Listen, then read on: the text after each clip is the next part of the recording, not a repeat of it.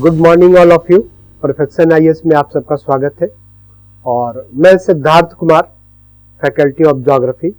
और हम लोग बीपीएससी का प्रीलिम्स एग्जाम होना है, उसी को फोकस करते हुए कुछ रिवीजन क्लास के रूप में हम लोग चर्चा करेंगे कुछ बिंदुओं पर।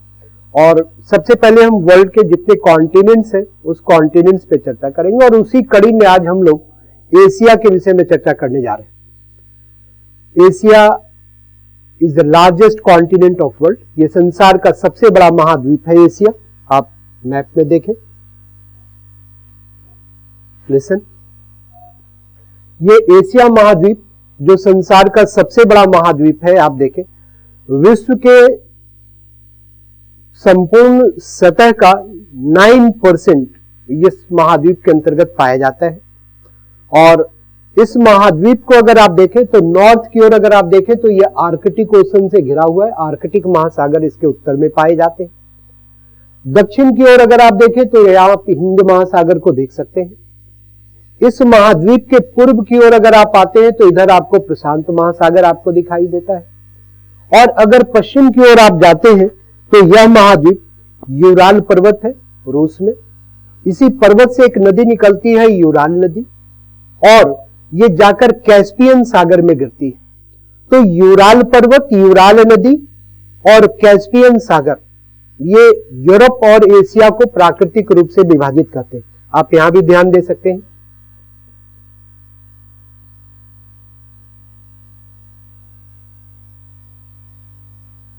देखिए, एक आउटलाइन मैप मैं एशिया का आपको दिखला रहा हूं और इस मैप के सहारे आप समझने का प्रयास करिए।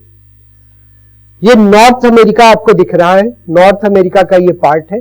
यहां पर आप एशिया को देख रहे हैं, ये एशिया है और यहां पर ये नॉर्थ अमेरिका है, नॉर्थ अमेरिका है। इस नॉर्थ अमेरिका और एशिया महाद्वीप को यहां पर एक जल संधि पाई जाती है जिसे बेरिंग स्ट्रेट के रूप में हम जानते हैं, बेरिंग जल संधि कहते हैं। तो बेरिंग जल संधि, बेरिंग स्ट्रेट, बेरिंग जल संधि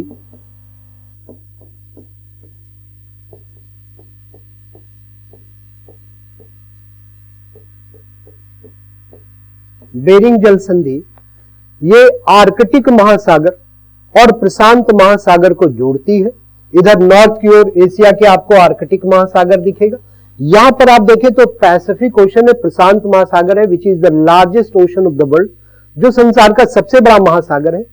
इन दोनों महासागरों को एक स्टेट कनेक्ट करती है, बेरिंग जल संधि कनेक्ट करती है। और इस जल संधि के माध्यम से आप देखते हैं कि इधर एशिया महाद्वीप और इधर ये देखिए नॉर्थ अमेरिका, उत्तरी महाद्वीप पृथक होते हैं। तो एशिया और उत्तरी अमेरिका को पृथक करने वाली जल संधि बेरिंग जल संधि के रूप में आपको दिखाई देती है। हमने कहा कि यह संसार का सबसे बड़ा महाद्वीप है।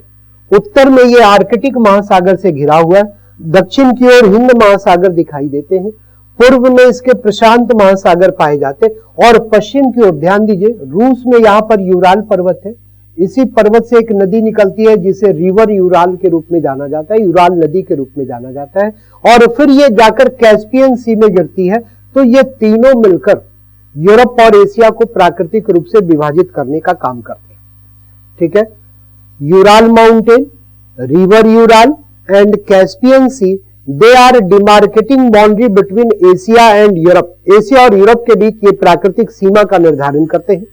तो एशिया महाद्वीप जो संसार का सबसे बड़ा महाद्वीप के रूप में आपको दिखाई दे रहा है, इस महाद्वीप के उत्तर में आर्कटिक महासागर को आपने देखा, दक्षिण में आपने हिंद महासागर को देखा, पूर्व में आपने प्रशांत महासागर को देखा और पश्चिम की ओर आप देखते हैं कि यूराल पर्वत, यूराल नदी और कैस्पियन सागर इस महाद्वीप की सीमा का निर्धारण करते हैं, प्राकृतिक सीमा का निर्धारण करते हैं।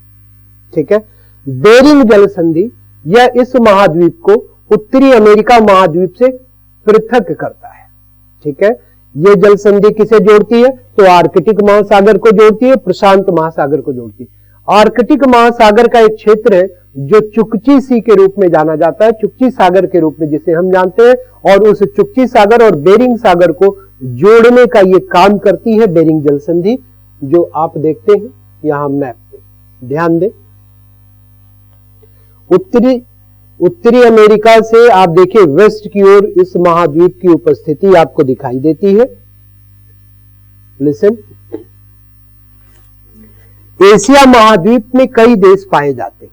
हम जो महत्वपूर्ण चीजें हैं, जो बीपीएससी पॉइंट ऑफ व्यू से आपके लिए महत्वपूर्ण हो सकता है, आगामी परीक्षा जो बीपीएससी की प्रीलिम्स की होनी है फरवरी में, उसके लिए महत्वपूर्ण हो सकता है, उन्हीं बिंदुओं पर अपने आप को केंद्रित करेंगे और ध्यान देने का प्रयास करेंगे कि जहां से प्रश्न बनने की संभावना आपके लिए पर्याप्त हो सकती है। गौर कीजिए, एशिया में एक देश है जापान। देखिए यहां पर यह देश आपको जापान दिखाई दे रहा है।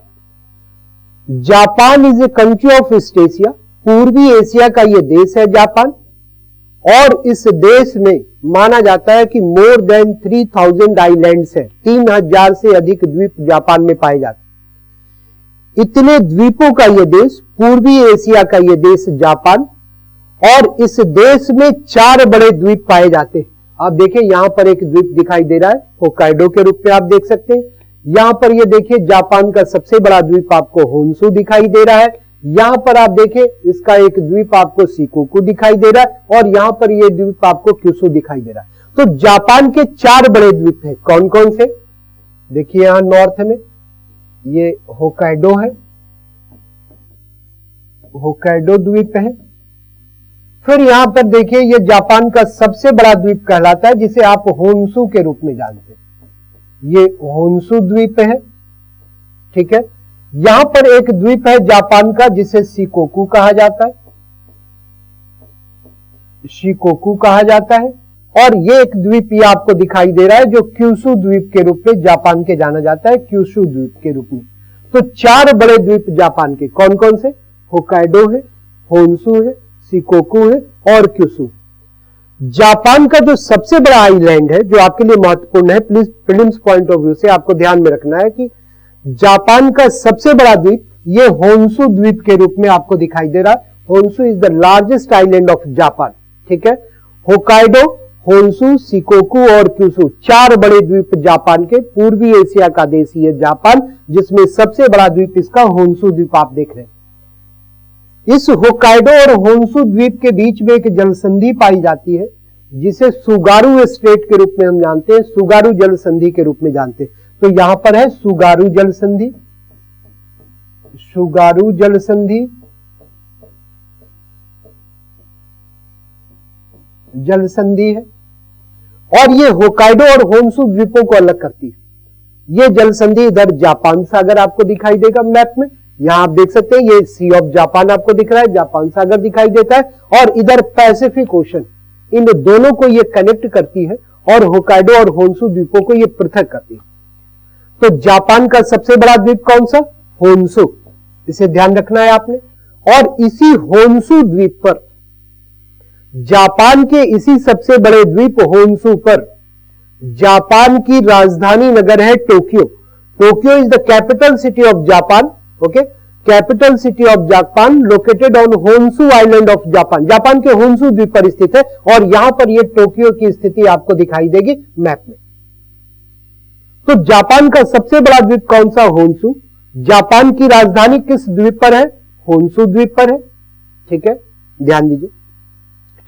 जापान का एक नगर है ओसाका, और ओसाका को जापान के मैनचेस्टर के रूप में जाना जाता है। ओसाका को जापान के मैनचेस्टर के रूप में, यह नगर आपको दिखाई दे रहा है ओसाका, और यहां पर इसकी स्थिति आपको दिखाई देगी ओसाका की, जो जापान के मैनचेस्टर के रूप में जाना जाता है।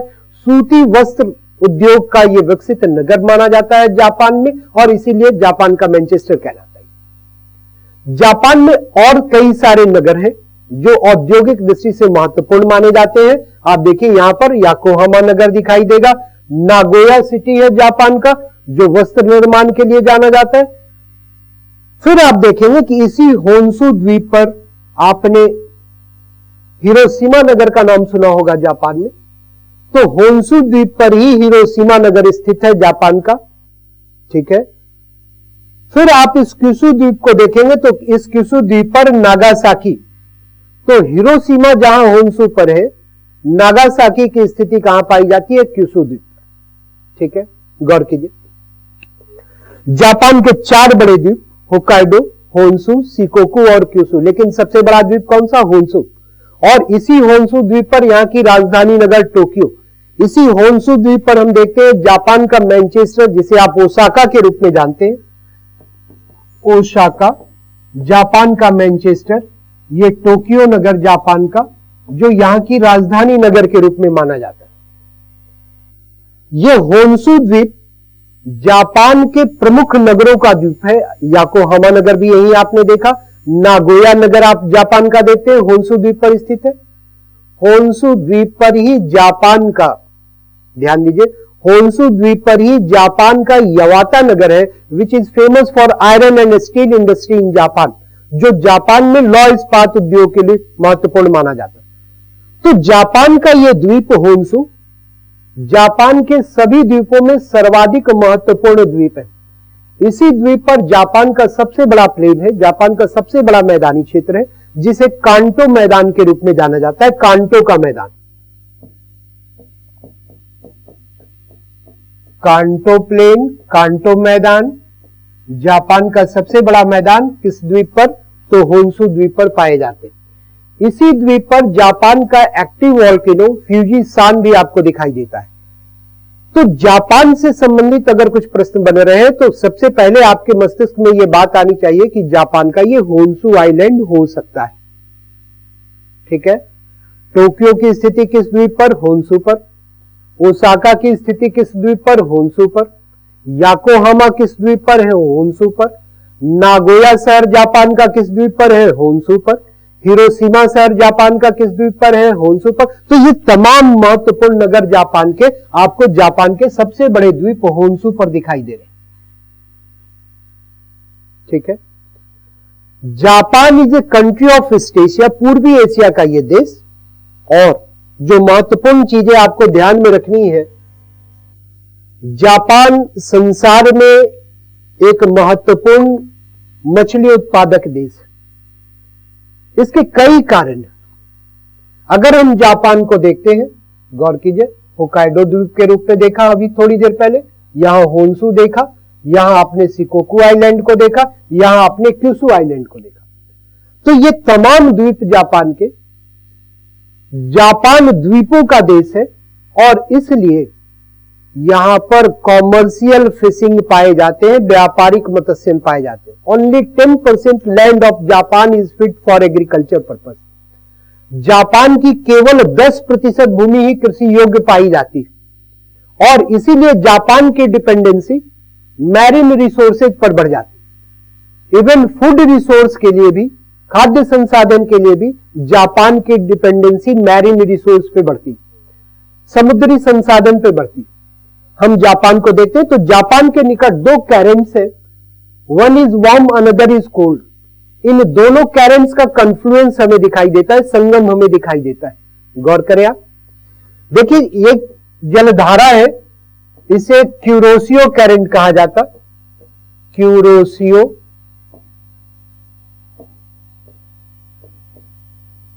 क्यूरोसियो जलधारा, और ये गर्म जलधारा है, वार्म करंट है। ये पैसिफिक ओशन की एशिया के पूर्वी तट पर प्रवाहित ये जलधारा है और इसी को, ध्यान दीजिएगा आपके लिए महत्वपूर्ण हो सकता है, इसी को gulf stream of Pacific ocean कहा गया, प्रशांत महासागर का गल्फ स्ट्रीम कहा गया। तो कौन सी जलधारा प्रशांत महासागर के गल्फ स्ट्रीम के रूप में? क्यूरोसियो। आर्कटिक महासागर की ओर से बेरिंग स्ट्रेट, बेरिंग जल संधि को पार करते हुए एक कोल्ड करंट आती है। अलग अलग क्षेत्रों में इसके अलग अलग नाम है। जहां पर इस करंट का उद्भव होता है वहां पर इसको ओएससीओ कहते हैं, ओएससीओ करंट के रूप में जाना जाता है। ओएससीओ ठंडी जलधारा कहलाती। जब ये रूस के कमचटका पेनिनसुला के निकट आ जाती है, आप यहां मैप में देख सकते हैं, ये देखिए कमचटका पेनिनसुला है, यहां पर जब ये करंट आ जाती है तो इसका नाम कमचटका कोल्ड करंट हो जाता। आप यहां पर देखें, ये कुछ आइलैंड आपको दिखाई दे रहे, कुरिल आइलैंड के रूप में आपको दिख रहे। जब ये करंट यहां होती है तो ये क्यूराइल कोल्ड करंट के रूप में जानी जाती। तो ओएससीओ कोल्ड करंट और क्यूरोसियो वार्म करंट, इन दोनों का कन्फ्लुएंस है जापान के निकट और इनका कन्फ्लुएंस जापान में व्यापारिक मत्स्यन को महत्वपूर्ण बनाता है। जिन भी क्षेत्रों में ठंडी और गर्म जलधाराओं के संगम होते हैं वहां पर जल सतह पर प्लैंक्टन की अधिकता हो जाती, कारण वाटर में अपवेलिंग प्रोसेस देखने को मिलते हैं। सो confluence of Kuroshio warm current and Oshio cold current nearby Japan is conducive for commercial fishing of Japan। इन दोनों जलधाराओं का जापान के निकट मिलना जापान में व्यापारिक मत्स्यन को बढ़ावा देता है। तो कई कारण हमने देखे। जापान के पास कृषि योग्य भूमि की कमी है। हमने देखा कि जापान एक द्वीपीय देश है जिसके पास एक लंबी तटरेखा है, प्राकृतिक बंदरगाह की सुविधा उपलब्ध है। हमने देखा कि जापान की climate temperate type of climate है, शीतोष्ण प्रकार की जलवायु है। और हमने देखा कि जापान के निकट एक गर्म जलधारा क्यूरोसियो और दूसरी ठंडी जलधारा ओएसियो का संगम होता है। इन दोनों का प्रभाव यह पड़ता है, इन सारे कारणों का प्रभाव यह पड़ता है कि यहां पर कॉमर्शियल फिशिंग डेवलप होते हैं, व्यवसायिक मत्स्यन विकसित हो जाता है।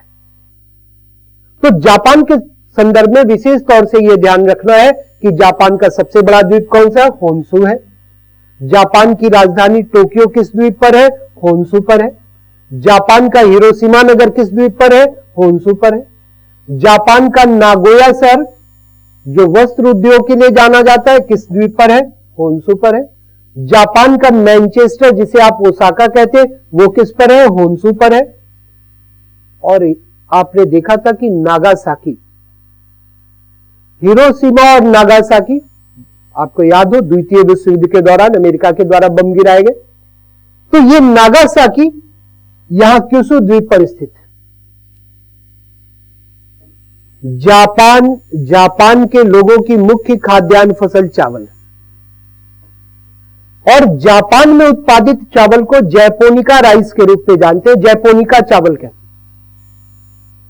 ये टेम्परेट टाइप ऑफ राइस है। वर्ल्ड में दो प्रकार के चावल उत्पादित किए जाते हैं, ट्रॉपिकल और टेम्परेट। अगर ट्रॉपिकल राइस है then it is named as indica rice. अगर उष्णकटिबंधीय चावल है तो इसे इंडिका चावल के रूप में जानते हैं। अगर शीतोष्ण कटिबंधीय चावल है तो इसे जैपोनिका राइस के रूप में जानते हैं। और जापान टेम्परेट क्लाइमेट का कंट्री है, इसलिए rice of Japan is japonica type. तो मुख्य खाद्यान्न फसल जापान की चावल। ठीक है, तो जापान के संदर्भ में आपको इन बातों पर ध्यान देना है। ध्यान दीजिए। एशिया में आप ये देखिए एक द्वीप आपको दिखाई दे रहा है, फिलीपींस है। और फिलीपींस आप देखिए दक्षिणी पूर्वी एशिया का द्वीपीय देश है। इसमें भी हजारों द्वीप पाए जाते हैं, लेकिन लुजोन द्वीप है फिलीपींस का, पालावान द्वीप है फिलीपींस का, मिंडानाओ द्वीप है फिलीपींस में, नौ द्वीप है फिलीपींस में। ये तीन बड़े द्वीप फिलीपींस के माने जाते हैं। तो दक्षिणी पूर्वी एशिया का द्वीपीय देश फिलीपींस, हजारों द्वीपों के देश के रूप में, लेकिन तीन बड़े देश कौन कौन से? लुजोन है, पालावान है और मिंडानाओ द्वीप है।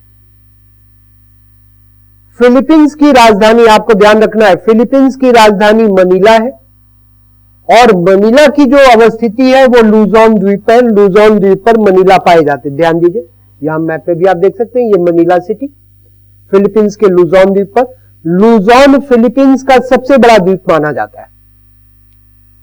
ये मनीला नगर, अंतरराष्ट्रीय चावल अनुसंधान केंद्र, इंटरनेशनल राइस रिसर्च सेंटर, ये मनीला में ही स्थापित किए गए। एशियाई विकास बैंक, एशियन डेवलपमेंट बैंक का हेडक्वार्टर भी मनीला में। आपको ध्यान में रखना है मनीला की स्थिति कहां पर है? फिलीपींस के लुजोन द्वीप पर।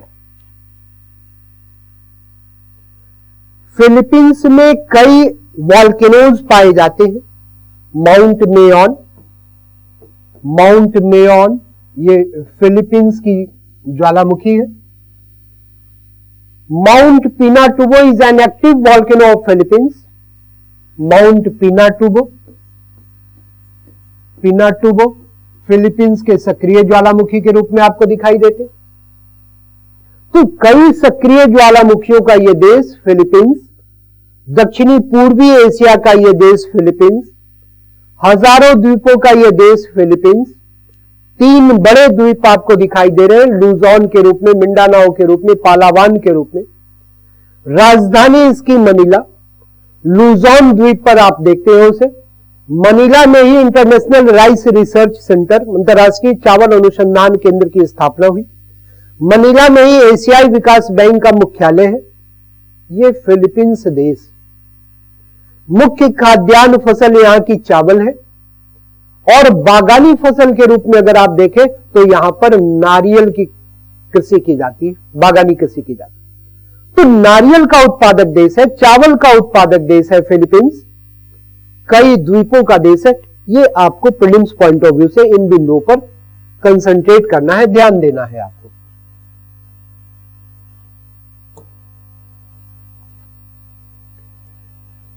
नाउ लिसन, देखिए इस देश को, ये चाइना है, चीन है, रूस, कनाडा और चीन, ये संसार के 3 बड़े देश माने जाते हैं।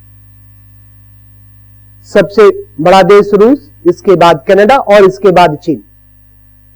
एशिया में अगर आप देखें तो चाइना को एक बड़े देश के रूप में आपको दिखाई दे रहा है और इस देश में कई पर्वत आपको दिखाई देंगे। यहां पर कुनलुन पर्वत पाया जाता है, यहां पर तिएनशान पर्वत पाए जाते हैं, यहां पर नानशान पर्वत पाए जाते हैं। तो कई पर्वतों का यह देश चीन।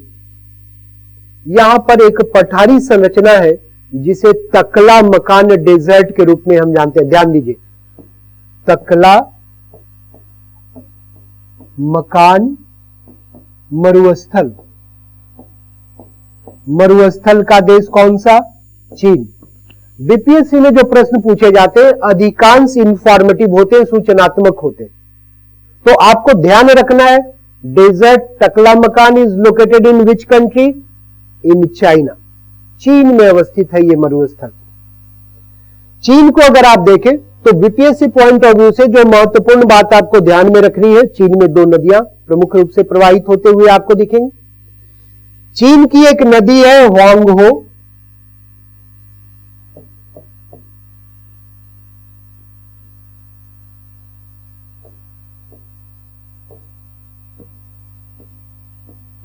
हुआंगहो नदी,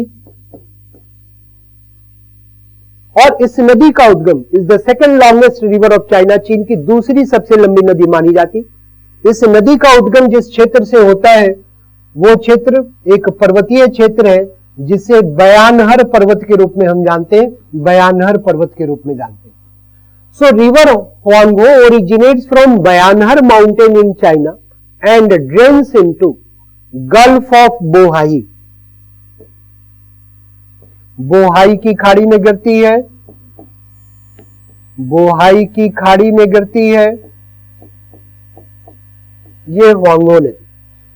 चीन की दूसरी सबसे लंबी नदी है, बयानहर पर्वत से निकलती है, बोहाई की खाड़ी में जाकर गिरती है। इसे सौरो ऑफ चाइना भी कहा गया, चीन की शोक के रूप में हम जानते हैं। कारण इस नदी में फ्लड अधिक आते रहे, बाढ़ अधिक आते रहे, इसीलिए यह चीन की शोक नदी, चीन की शोक नदी के रूप में यह मानी जाती है।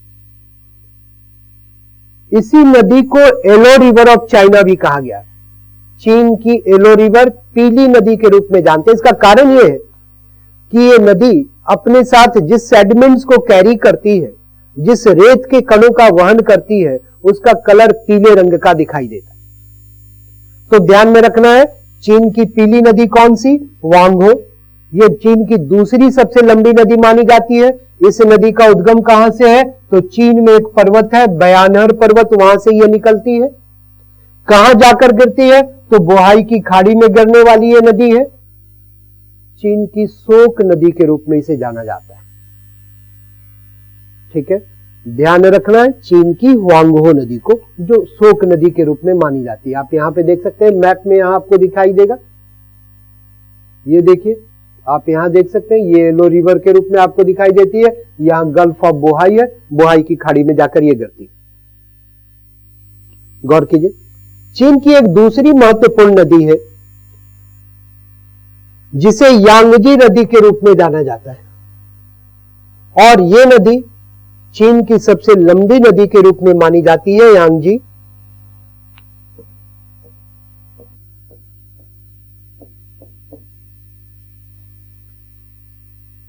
तिब्बत के पठारी क्षेत्र से इसका उद्गम है, और तिब्बत के पठारी क्षेत्रों में एक माउंटेन एरिया है टेंगुला, तो टेंगुला पर्वत से निकलती है यह नदी यांगजी। गौर कीजिएगा, ये टेंगुला पर्वत से निकलती है, आप यहां पे देख सकते हैं, ये तिब्बत के पठारी क्षेत्र में टेंगुला पर्वत से निकलते हुए और ईस्ट चाइना सी में जाकर गिरती है। कौन सा पर्वत?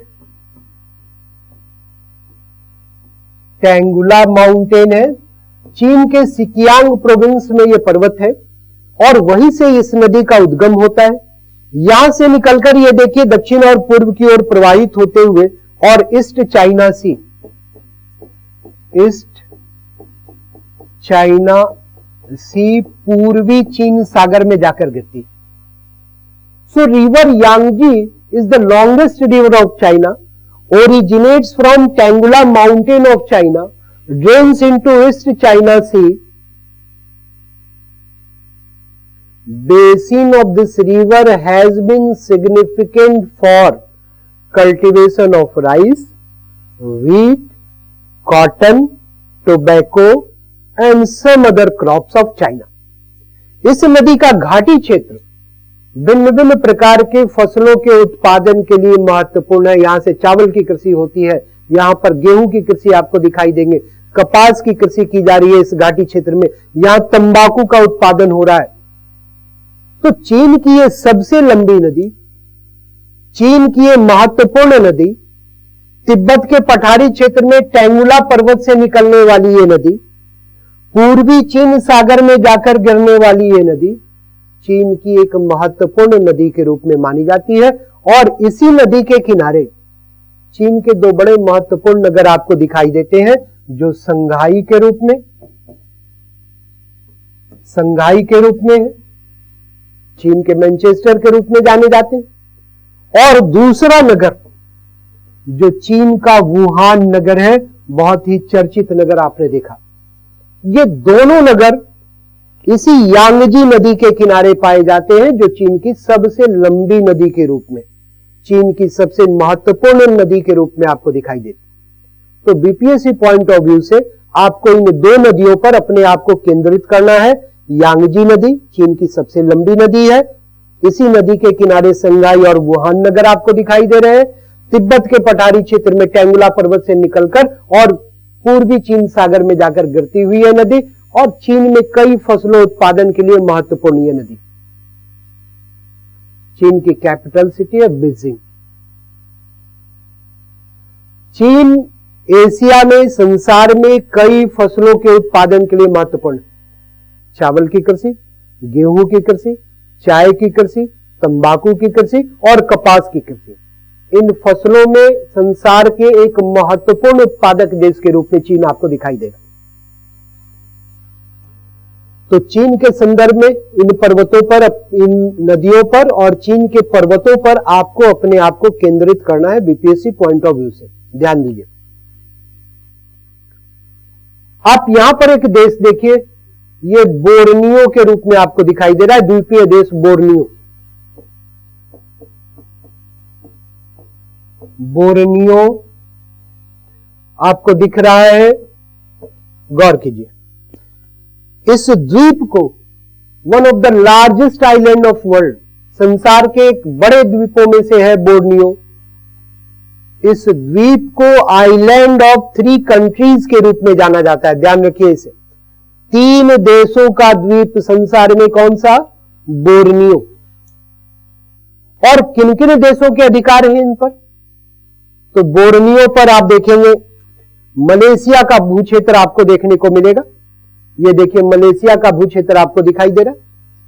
यहां आप देखेंगे तो ये इंडोनेशिया का भूक्षेत्र आपको दिख रहा है और एक स्वतंत्र देश है वहां के सुल्तान के अधीन ब्रुनेई। तो मलेशिया, इंडोनेशिया और ब्रुनेई, इन तीन देशों का ये द्वीप है। कौन सा? बोर्नियो। आपको ये ध्यान रखना है, प्रीलिम्स में सीधे इंफॉर्मेटिव प्रश्न बन सकते हैं आपके लिए कि संसार का कौन सा ऐसा द्वीप है जो तीन देशों का द्वीप है। तो बोर्नियो तीन देशों का द्वीप है। मलेशिया, इंडोनेशिया और ब्रुनेई, तीन देशों के अधीन ये बोर्नियो आपको ध्यान में रखना है। ध्यान दीजिए यहां पे, ये देखिए आप दक्षिणी पूर्वी एशिया के कुछ देश आप देख रहे हैं। यहां पर आपको वियतनाम दिखाई दे रहा है, ये लाओस के रूप में है। यहां पर ये कंबोडिया आप देख रहे हैं, यहां पर ये थाईलैंड है। ठीक है, इन देशों में अगर आप लाओस को देखें तो लाओस दक्षिणी पूर्वी एशिया के देशों में भू आवेष्टित देश। कौन सा? लाओस। लाओस दक्षिणी पूर्वी एशिया का भू आवेष्टित देश है, landlocked countries.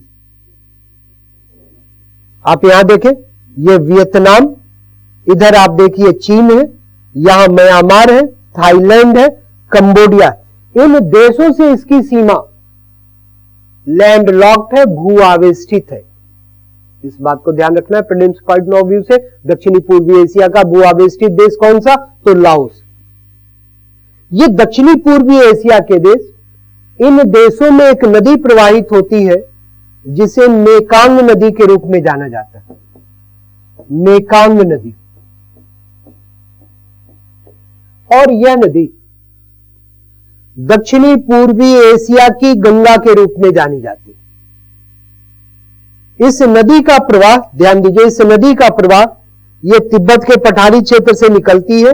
Myanmar, Laos, Thailand, इधर देखिए कंबोडिया और वियतनाम, इन देशों से होते हुए तिब्बत के पठारी क्षेत्र से निकलकर म्यांमार, लाओस, थाईलैंड, कंबोडिया और वियतनाम, इन देशों से होते हुए ये साउथ चाइना सी में जाकर गिर जाती है, दक्षिणी चीन सागर में गिरती है।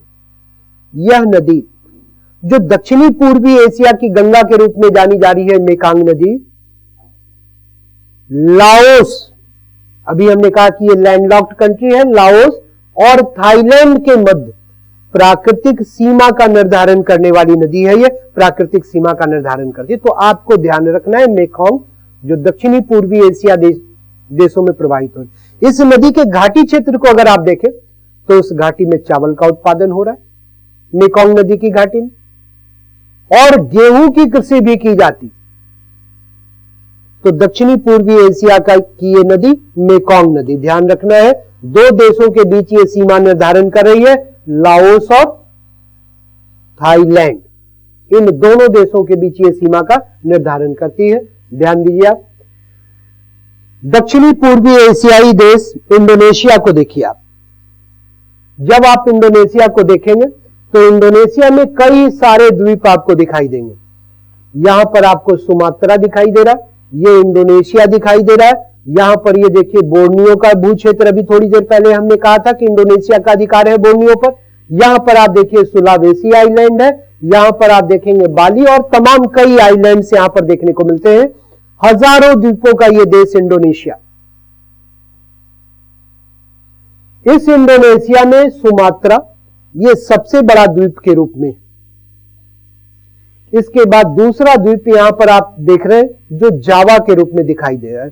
तो सुमात्रा, जावा, बोर्नियो, सुलावेसी और तमाम ये द्वीप, ठीक है। इस जावा द्वीप पर इंडोनेशिया का एक नगर बसा है जिसे आप जकार्ता के रूप में जानते हैं। तो जकार्ता की लोकेशन जावा आइलैंड पर। सुमात्रा और जावा के बीच में यहां पर एक जल संधि पाई जाती है और इस जल संधि को सुंडा जल संधि के रूप में हम जानते हैं। यह सुंडा जल संधि जावा सागर और इधर आप देखें तो अंडमान निकोबार का यह क्षेत्र आप देखें इंडियन ओशन को यह कनेक्ट करती है। ये जावा सागर और हिंद महासागर को जोड़ती है, सुंडा जल संधि, और ये सुमात्रा और जावा को ये अलग करती है। ठीक है।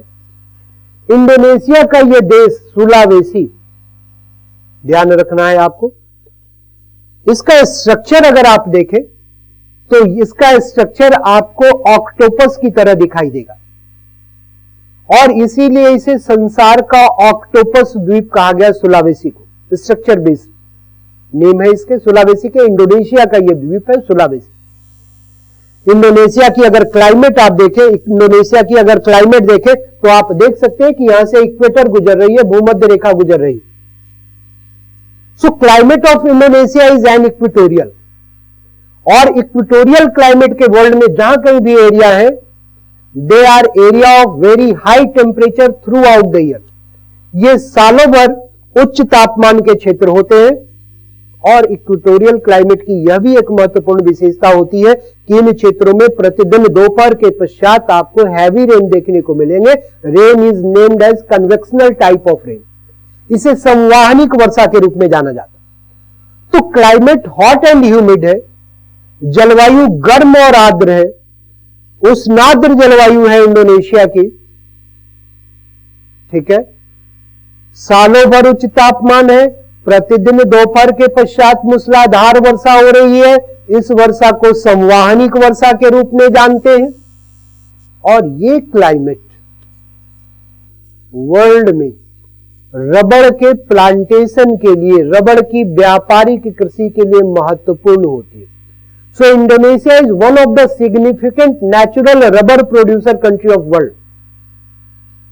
दक्षिणी अमेरिका को अगर आप देखें, साउथ अमेरिका को आप देखें, तो equator is passing through northern part of this continent. भूमध्य रेखा इस महाद्वीप के उत्तरी भाग से गुजरती है। यहां पर एक रिवर है अमेजन, और अमेजन नदी घाटी क्षेत्र की क्लाइमेट इक्वेटोरियल है। उसी प्रकार की क्लाइमेट आपको दिखाई देगी जो इंडोनेशिया की क्लाइमेट आपको दिखती है।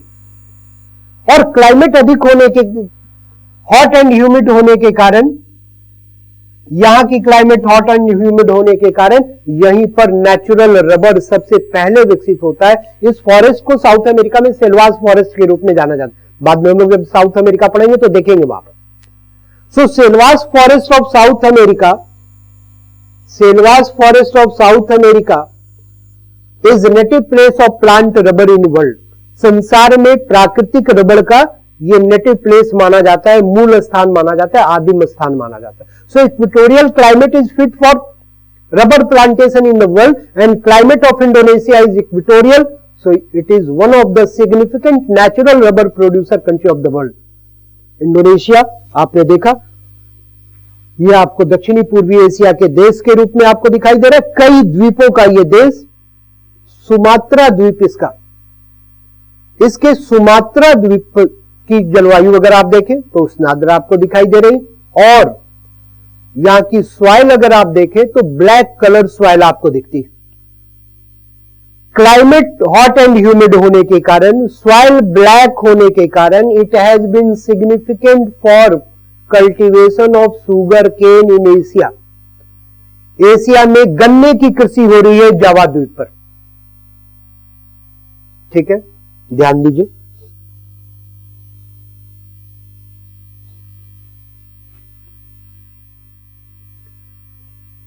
यहां हम देख रहे हैं कंबोडिया है। इस देश का प्राचीन नाम कंपोचिया रहा, और इसी कंबोडिया में एक टेंपल पाया जाता है। ध्यान दीजिए, बीपीएससी पॉइंट ऑफ व्यू से इसी कंबोडिया में एक टेंपल पाया जाता है, अंकोर वाट टेंपल। तो अंकोर वाट मंदिर का देश कौन सा? कंबोडिया, दक्षिणी पूर्वी एशिया का यह देश। ठीक है। इस थाईलैंड को आप देखते हैं, इसका प्राचीन नाम सियाम रहा, और इस कंट्री को कंट्री ऑफ व्हाइट एलिफेंट्स के रूप में जाना जाता है। सफेद हाथियों का देश कहा जाता है। ठीक है। आप यहां देखिए, लाओस को आपने देखा, और देखा आपने कि लैंडलॉक्ड कंट्री के रूप में लाओस। इन दक्षिणी पूर्वी एशियाई देशों में आपने देखा कि यहां पर मेकॉन्ग रिवर प्रवाहित हो रही है, जो दक्षिणी पूर्वी एशिया की गंगा के रूप में जानी जाती है। तो यहां हम देख रहे हैं, जापान के विषय में हमने महत्वपूर्ण बातों को अध्ययन किया, हमने चाइना में देखा कि दो नदियां महत्वपूर्ण रूप से वांगो और यांगजी, जहां से आपके लिए प्रश्न बन सकते हैं बीपीएससी में।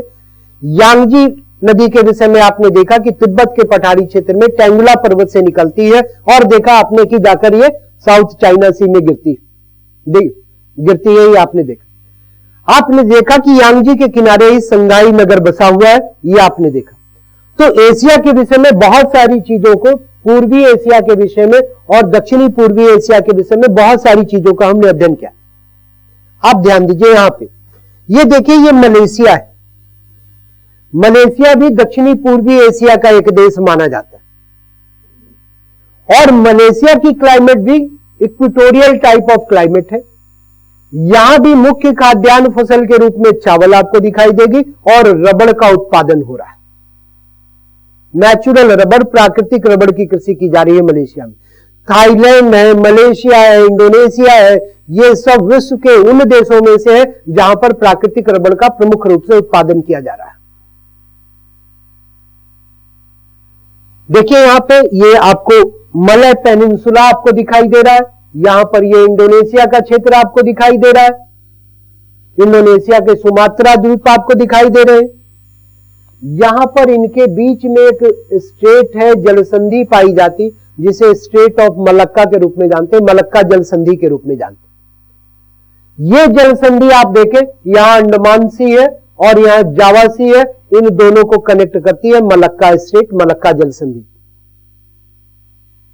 ठीक है, गौर कीजिए। ये देखिए भारत का एक पड़ोसी देश आपको दिखाई दे रहा है, म्यांमार, और म्यांमार को कंट्री ऑफ पैगोडा के रूप में जानते हैं, पैगोडा का देश कहते हैं। पैगोडा का देश ध्यान रखना है आपको, पैगोडा का देश कौन सा? म्यांमार। पैगोडा है क्या? ये बौद्ध मंदिर है। तो बौद्ध मंदिरों को एशिया में पैगोडा के रूप में जाना जाता और म्यांमार में बौद्ध टेम्पल्स पाए जाते हैं, इसीलिए इसे कहा गया कंट्री ऑफ पैगोडा। म्यांमार को अगर आप देखें तो इसके पश्चिमी भाग को अगर आप देखेंगे म्यांमार के, तो यहां पर पर्वत आपको दिखाई देंगे, अराकान योमा है, तेगु योमा पर्वत है, जो भारत और म्यांमार की सीमा एक क्षेत्र में आपको देखने को मिलेंगे। तो अराकान योमा और तेगु योमा पर्वत का देश है म्यांमार। गौर करें, म्यांमार के मध्य से एक नदी प्रवाहित होती है, इसके मध्य भाग से एक नदी प्रवाहित होती है और इस नदी को इरावदी नदी के रूप में जाना जाता है। इरावदी, गौर कीजिएगा, भारत का पड़ोसी देश म्यांमार, कई राज्यों की सीमा लगती है म्यांमार से भारत की। इस देश के मध्य भाग से गुजरने वाली इरावदी नदी, जो इस देश को पश्चिमी और पूर्वी भागों में बांटती है, इसे म्यांमार की गंगा के रूप में जाना जाता है। और इसका घाटी क्षेत्र चावल की कृषि के लिए महत्वपूर्ण है, चावल की कृषि के लिए महत्वपूर्ण है, तो आपको ध्यान में रखना है म्यांमार की गंगा कौन सी? इरावदी। म्यांमार को दो भागों में बांटती है, पश्चिमी भाग और पूर्वी भाग के रूप में यह विभाजित करती है। ध्यान दीजिए, ये इंडिया आपको दिखाई दे रहा है और इस द्वीप को अगर आप देखें तो यह श्रीलंका है। भारत और श्रीलंका के मध्य एक जलसंधि पाई जाती है, जिसे पाक जलसंधि के रूप में जानते हैं। महत्वपूर्ण ध्यान रखना है आपको, पाक जलसंधि। पाक जलसंधि ये यहां मन्नार की खाड़ी है, गल्फ ऑफ मन्नार है, और यहां बे ऑफ बंगाल है, बंगाल की खाड़ी को यह कनेक्ट करती है पाक जलसंधि। भारत और श्रीलंका को यह अलग करती है। तो भारत और श्रीलंका को अलग करने वाली जलसंधि पाक जलसंधि। जोड़ती किनको है? तो बंगाल की खाड़ी और मन्नार की खाड़ी को जोड़ती है। श्रीलंका जो दक्षिण में भारत का पड़ोसी देश है, इस श्रीलंका को अगर आप देखें तो यहां पर एक पर्वत पाया जाता है श्रीलंका में, और उस पर्वत को हम कहते हैं कैंडी पर्वत। तो कैंडी पर्वत का देश कौन सा? श्रीलंका। दक्षिण और मध्य क्षेत्र में यह पर्वतीय भाग है श्रीलंका के कैंडी पर्वत। और श्रीलंका संसार के महत्वपूर्ण चाय उत्पादक देशों में से एक है और इसी कैंडी पर्वतीय क्षेत्र में श्रीलंका में चाय की बागानी कृषि की जाती है। श्रीलंका में एक नदी प्रवाहित होती है और उस नदी को महावेली गंगा के रूप में जानते हैं। महावेली गंगा। तो महावेली गंगा का देश कौन सा? श्रीलंका। कैंडी पर्वत का देश कौन सा? श्रीलंका। श्रीलंका का उत्तरी भाग ये जाफना पेनिनसुला के रूप में है, जाफना प्रायद्वीप के रूप में है और इस जाफना प्रायद्वीप का जो नॉर्दर्न मोस्ट पॉइंट है that is called point Pedro. तो पॉइंट पेड्रो कहां पाए जाते हैं? श्रीलंका में पाए जाते हैं, जाफना प्रायद्वीप में पाए जाते हैं पॉइंट पेड्रो।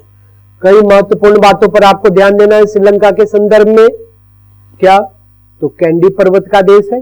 क्या? तो महावेली गंगा प्रवाहित होती है श्रीलंका में। कैंडी पर्वतीय क्षेत्र ही श्रीलंका के चाय उत्पादक क्षेत्र के रूप में, चाय की बागानी कृषि के क्षेत्र है। देखा श्रीलंका का जो उत्तरतम बिंदु है पॉइंट पेड्रो है। भारत और श्रीलंका को अलग करने वाली जो जल संधि है वो पाक जल संधि के रूप में आपको दिखाई देगी। तो बहुत सारी चीजें यहां से आपको ध्यान में रखना है। एशिया से आपके लिए प्रश्न बनने की संभावनाएं हो सकती। ध्यान दीजिए, भारत का एक पड़ोसी देश है बांग्लादेश और भारत के साथ किसी भी पड़ोसी देश की अगर सबसे लंबी स्थलीय सीमा लगती है तो वो बांग्लादेश की लगती है। बहुत ही महत्वपूर्ण आपके लिए, भारत के किस पड़ोसी देश की स्थलीय सीमा भारत के साथ सबसे लंबी है? तो बांग्लादेश की। बांग्लादेश के संदर्भ में आप ध्यान दें, ये देखिए ये गंगा नदी आपको दिखाई दे रही है। यह देखिए ये ब्रह्मपुत्र नदी आकर गंगा में मिलती है।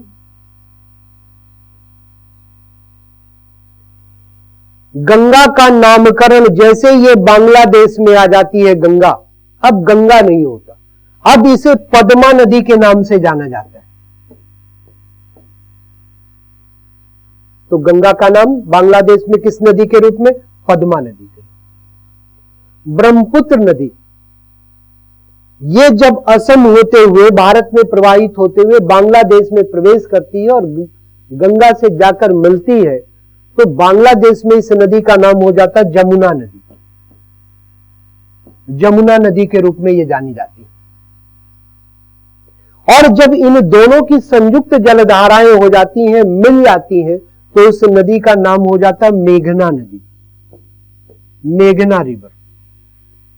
So Padma is the name of river Ganga, Jamuna is the name of river Brahmaputra, and the combined current of both the river is named as river Meghna.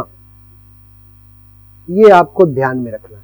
इन नदियों का जल जाकर बंगाल की खाड़ी में गिरता है और वहां पर जाकर इन नदियों ने सेडिमेंटेशन करके अवसादों का जमाव करके संसार के सबसे बड़े डेल्टा का निर्माण किया, जिसे सुंदरवन डेल्टा के रूप में आप जानते हैं। इस सुंदरवन डेल्टा का अधिकांश क्षेत्र आपको बांग्लादेश में दिखाई दे रहा है। 60% एरिया बांग्लादेश में, 40% इंडिया में आपको दिखाई देता है। संसार के सबसे बड़े डेल्टा का निर्माण करती, तो आपको इन पर ध्यान रखना है। बांग्लादेश में गंगा नदी का क्या नाम है? पद्मा। ब्रह्मपुत्र नदी का क्या नाम है? जमुना। इन दोनों की सम्मिलित जलधारा को क्या नाम दिया जाता है? मेघना। बांग्लादेश, यहां की जलवायु भी आपको भारत के समान उष्ण कटिबंधीय मानसूनी जलवायु के रूप में दिखाई देती। यहां की भी मुख्य खाद्यान्न फसल राइस है, चावल। चावल का उत्पादन किया जाता है यहां की नदी घाटियों में। चावल के अतिरिक्त बांग्लादेश जिस फसल के उत्पादन के लिए विशेष रूप में महत्वपूर्ण है और वो फसल है जूट। जूट का सर्वाधिक उत्पादक देश है बांग्लादेश। एक फाइबरस प्लांट है जिसे गोल्डन फाइबर के रूप में भी जाना जाता है, सुनहला रेशा के रूप में भी जानते हैं। ध्यान दीजिए, भारत के पड़ोसी देशों में नेपाल। नेपाल को अगर आप देखें तो हिमालयी पर्वत का यह देश, हिमालयी पर्वत का देश है। यहां पर आप देखते हैं महान हिमालय है। मध्य हिमालय की, जो आपको ध्यान रखना है, मध्य हिमालय की महाभारत श्रेणी, महाभारत श्रेणी, तो महाभारत श्रेणी का देश कौन सा? नेपाल। प्रश्न बनने की संभावना हो सकती है कि भारत का कौन सा पड़ोसी देश महाभारत श्रेणी का देश? तो नेपाल, मध्य हिमालय की यह श्रेणी। इसके दक्षिण में शिवालिक श्रेणी पाई जाती है। तो हिमालयी पर्वतीय देश नेपाल माना जाता है। भारत के कई राज्यों के साथ इसकी सीमा जुड़ती है। ठीक है, ओके, थैंक यू। फिर हम लोग मिलेंगे अगली क्लास में।